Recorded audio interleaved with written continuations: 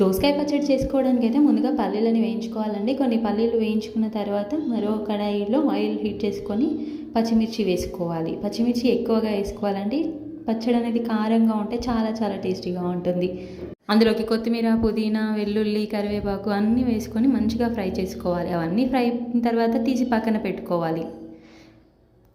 ఇంకొంచెం oil heat చేసుకొని అందులో పెద్ద సైజుగా కట్ చేసుకున్న దోసకాయ ముక్కలన్నీ వేసుకోవాలి. అలా వేసుకున్న తర్వాత అందులోకి కొద్దిగా పసుపు, కొంచెం జీలకర్ర కూడా వేసుకొని 2 టమాటోలు కూడా కట్ చేసుకొని వేసుకోవాలి. అవన్నీ బాగా ఫ్రై అయిన తర్వాత వాటిని కూడా తీసి పక్కన పెట్టుకోవాలి.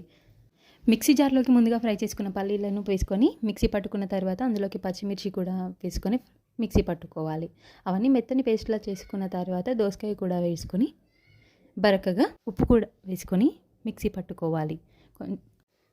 తర్వాత దాన్ని మొత్తం ఒక బౌల్లోకి తీసుకొని ఆయిల్లో జీలకర్ర, ఆవాలు, ఎండుమిర్చి, కరివేపాకు, ఇంగువ వేసుకొని తాలింపు వేసుకోవాలండి. ఆ తాలింపును అందులో వేసుకుంటే అంతే అండి, ఎంతో యమ్మీగా కారంగా ఉండే దోసకాయ పచ్చడి అయితే రెడీ అవుతుంది.